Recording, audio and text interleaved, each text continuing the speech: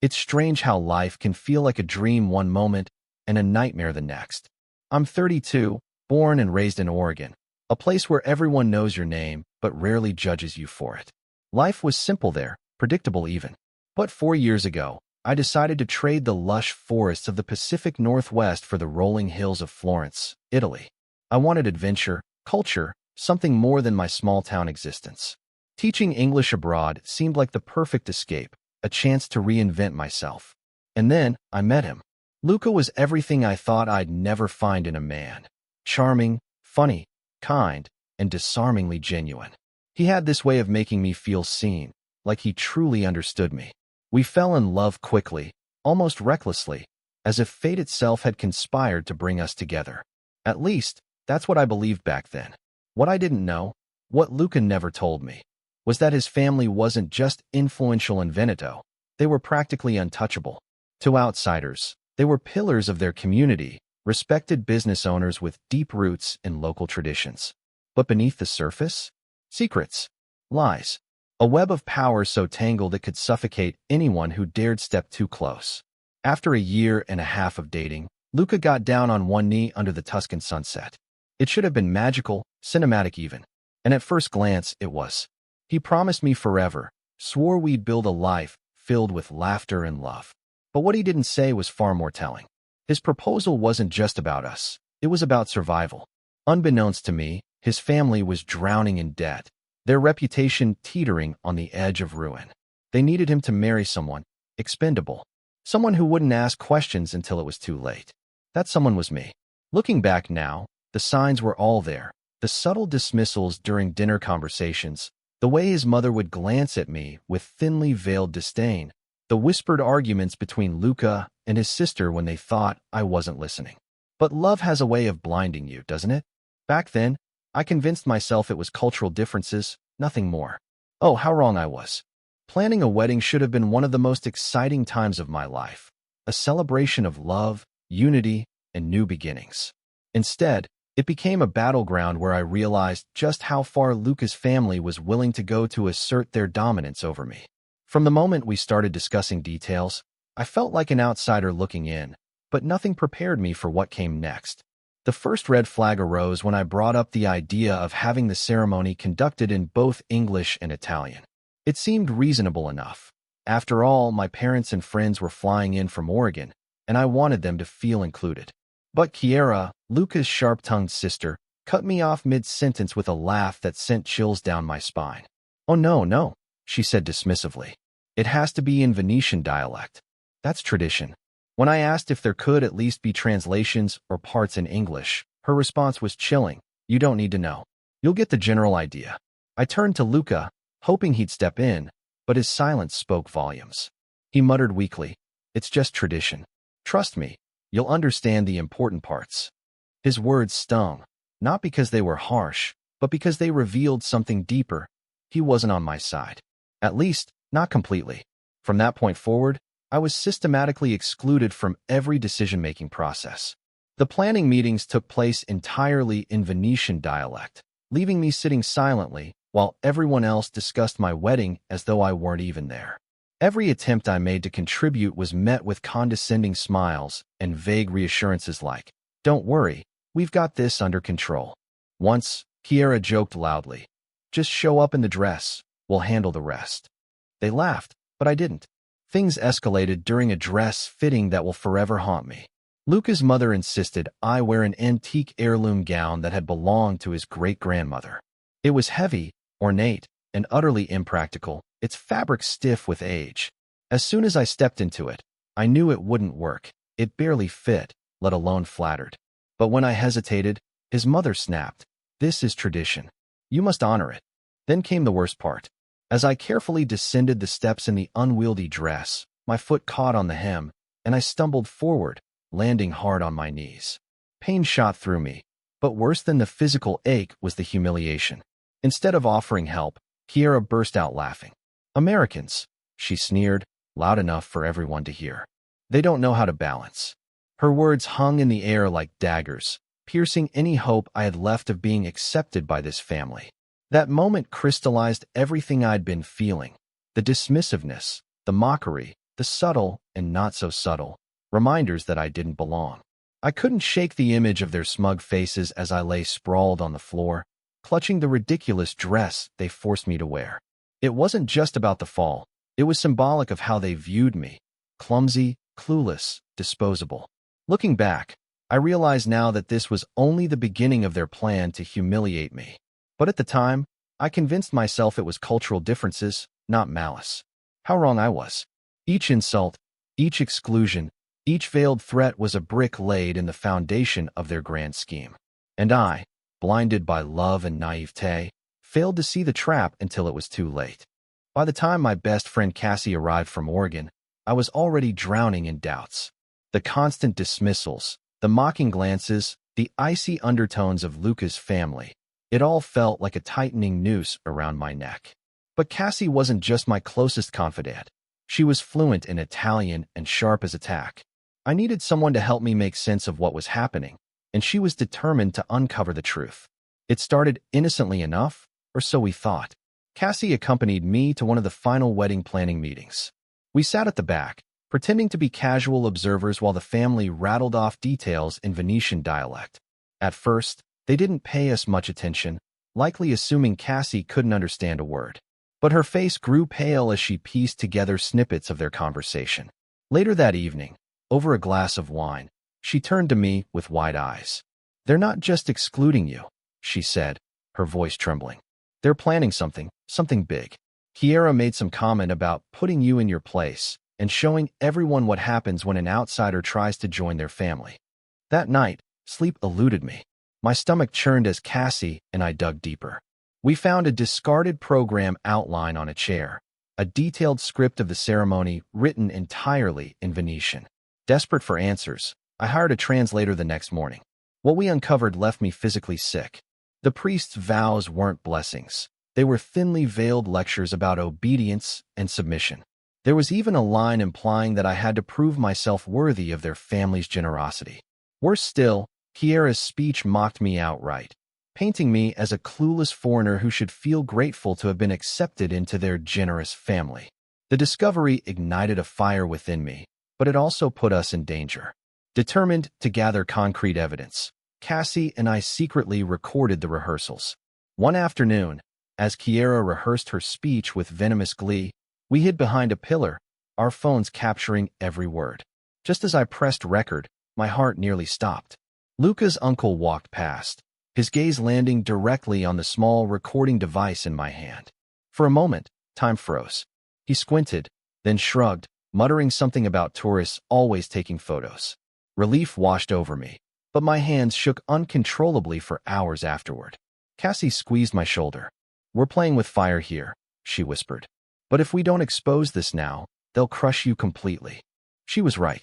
Every instinct screamed at me to run, to cancel everything and flee back to Oregon. But I couldn't let them win, not without a fight. That moment crystallized my resolve. I would turn their weapon, their secrecy, against them. The day of the wedding arrived, and I felt like a soldier heading into battle. My heart pounded as I slipped into the heavy heirloom dress, its weight pressing down on me both physically and emotionally.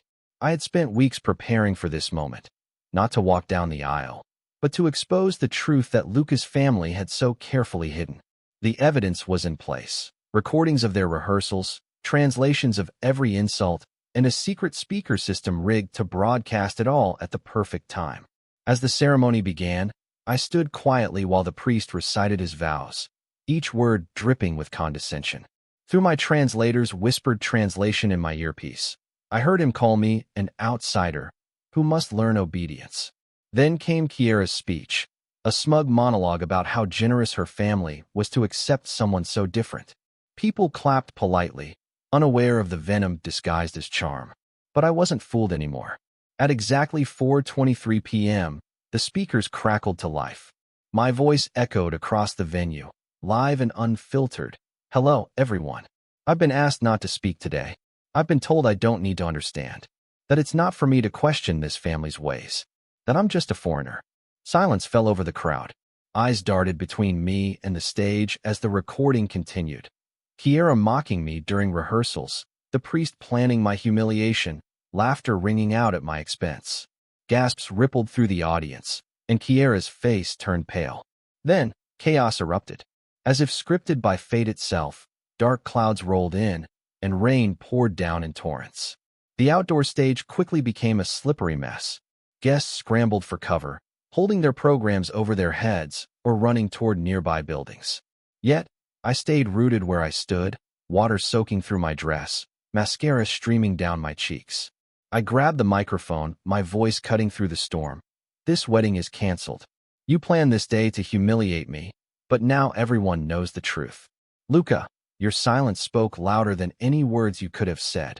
Lightning flashed in the distance, illuminating the stunned faces of Luca's family. Kiara lunged forward, shouting something in Venetian, but her words were drowned out by thunder. It was surreal. The heavens themselves seemed to be echoing my anger. Standing there, drenched and defiant, I realized I no longer cared what they thought. Their cruelty had been exposed, and I refused to let them win. The chaos was already unbearable when Martina stepped forward, but what she revealed next shattered any lingering hope I had of salvaging even a shred of dignity from this nightmare. A young woman with sharp features and piercing eyes, Martina stood near the altar, her voice cutting through the stunned silence like a blade. "I'm sorry," she began, her tone dripping with faux sympathy, "but I can't stay quiet anymore." My stomach dropped as she turned to Luca, who still sat frozen in his seat. "We've been seeing each other for 6 months," she declared, her words landing like a bombshell. Gasps erupted around us. Some guests whispered frantically, while others stared in disbelief. Martina wasn't just Luca's mistress. She was the daughter of a wealthy businessman collaborating closely with Luca's family. Her presence at the wedding wasn't accidental. It was calculated. They had planned this moment to humiliate me completely, to make me look like a fool standing alone on my so-called special day. Kiara smirked from across the room, clearly pleased with how their elaborate scheme was unfolding. But Martina didn't stop there. She turned to face the crowd, her expression smug. "He told me he wasn't really in love with her," she said, pointing directly at me. "That she was just convenient. A safe option." Luca said nothing. Not one word of denial, not even an attempt to defend himself. His silence was deafening, confirming everything Martina claimed. It was as if all the air had been sucked out of the room. My legs felt numb, but somehow I managed to stay upright. The pieces clicked into place. The distance in our relationship over the past few months, his lack of enthusiasm about the honeymoon, the way he always avoided discussing the future. He hadn't just betrayed me emotionally. He'd done so deliberately, cruelly, and with full awareness of the consequences. But Martina's betrayal cut deeper than Luca's. As Cassie later discovered, Martina had posted photos with Luca's family just days before the wedding, captioned, "Can't wait for the big surprise." She wasn't merely a pawn, she was complicit. Their goal was clear: to expose me as unworthy, to paint me as the outsider who dared intrude upon their perfect world. Yet, instead of crumbling under the weight of their deceit, I found clarity. This wasn't just about humiliation, it was about power. And in that moment, I realized something crucial. They underestimated me. The moment I declared the wedding over, a strange calm washed over me. The chaos of Martina's confession, Kiara's venomous glare, and Luca's silent betrayal had reached its peak, but I was done playing their game. "This wedding is canceled," I said firmly, my voice cutting through the stunned silence like a knife. "None of you are welcome here anymore." Turning to the DJ, I gave him the signal. Within seconds, Aretha Franklin's Respect blared through the speakers, a defiant anthem for what I stood for. My parents clapped first, then Cassie grabbed my hand, cheering loudly. But as I began walking toward my family, ready to leave the wreckage behind, Luca's mother lunged forward, her fingers gripping my wrist like steel claws. Her eyes burned with fury as she hissed, "If you walk out that door, we will sue you for ruining our family's honor." For a split second, fear flickered in my chest. Then it vanished, replaced by an unshakable resolve. I yanked my arm free, stepping closer until our faces were inches apart. "Go ahead," I spat, my voice low and steady. "Try me." Her shock was palpable. No one had ever dared challenge her before. Behind her, Kiara muttered something under her breath, but I didn't care. I turned away, joining my parents and friends who were already heading toward the private dining area I'd arranged earlier. It wasn't just about escaping them. It was about reclaiming the day. Together, we ate the food I had paid for, danced to music they hadn't tainted, and laughed without pretense. Even the photographer stayed, taking photos at my request, none of which included Luca or his family. As the evening wore on, I realized this wasn't just my rejection of them. It was my liberation. They thought they could control me, humiliate me, and use me as a pawn in their twisted games. Instead, I flipped the script. While they scrambled to salvage their shattered reputation, I celebrated life on my own terms. That night, surrounded by people who truly loved me, I felt invincible. In the aftermath of the wedding fiasco, I thought I'd uncovered every layer of Luca's family's deceit. But what I discovered next sent a chill down my spine that still haunts me to this day. While sorting through the documents Cassie and I had collected during our investigation, something caught my eye. A real estate transfer form partially filled out in both my name and Luca's. At first glance, it seemed harmless enough, but as I read further, my blood ran cold. The form wasn't just about property ownership. It was a financial trap designed to ensnare me completely. Digging deeper, I found emails between Luca's uncle, a lawyer, and his mother discussing how marrying a foreigner could clean things up. Clean what? Tax evasion, unpaid debts, and even loans tied to local mafia operations. My stomach churned as I realized their plan. Once married, they intended for me to co-sign on mortgages and merge my U.S. bank account with Luca's. This would allow them to launder money through my accounts, using me as a shield while shielding themselves from liability. If I had signed those papers, I would have been legally responsible for every penny of their debt. Debts so astronomical they could bury me for life. The worst part? They never planned to tell me. Everything was orchestrated behind closed doors, hidden under layers of legalese and cultural pretenses. Even the symbolic wedding ceremony was a setup, a way to legitimize their scheme without ever making me aware of the civil paperwork scheduled 3 days later. Thankfully, I hadn't signed anything official yet.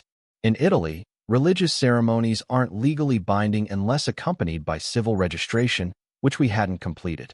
It was pure luck, or perhaps divine intervention, that saved me from becoming their pawn. When I showed the documents to my lawyer, he confirmed my worst fears.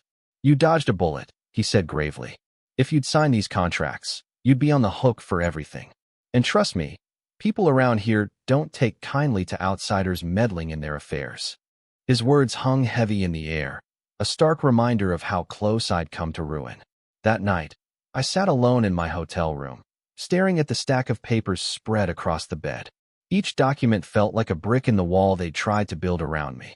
But instead of fear, I felt rage, a fiery determination to expose them all. They thought I was naive, expendable, easy to manipulate. Instead, I became their reckoning. The legal battle began almost immediately after I exposed Luca's family. They didn't waste time filing a defamation lawsuit, accusing me of ruining their reputation and demanding reparations for emotional distress. It was laughable. How could they claim victimhood when the entire world had seen the truth? Still, they came at me with everything they had, hoping to silence me once and for all. But I wasn't afraid anymore. Armed with recordings, emails, and sworn statements from my translator, I released everything online in one explosive post. The internet erupted. Within hours, hashtags like hashtag Justice for the American Bride and hashtag Luca Family Exposed trended across Italy and beyond. People dissected every detail, the mocking speeches, the planned humiliation, Martina's betrayal, and the court of public opinion delivered its verdict swiftly. I was innocent, and they were guilty. The climax came during a preliminary hearing when Luca's mother took the stand. Her lawyer coached her to deny any connection between Martina and their family, insisting she was merely a distant acquaintance. But under cross-examination, cracks appeared in her story. When presented with time-stamped photos of Martina laughing with Kiara just days before the wedding, she stumbled, claiming, This must be fake." Unfortunately for her, someone recorded her blatant lie on video. That clip went viral overnight, turning her into a national laughingstock. Commentators mocked her audacity, calling her the queen of denial. As the scandal unfolded, local businesses distanced themselves from Luca's family. Their bakery, once a beloved staple in Veneto, lost customers who now saw them as manipulative frauds. Even neighbors whispered behind closed doors, no longer admiring but pitying them. Meanwhile, support poured in for me. Strangers sent messages thanking me for standing up to abuse, while media outlets hailed me as a symbol of resilience. Looking back, I realized something profound. Justice isn't always served in courtrooms. Sometimes, it's found in the courage to speak your truth, even when everyone tries to silence you.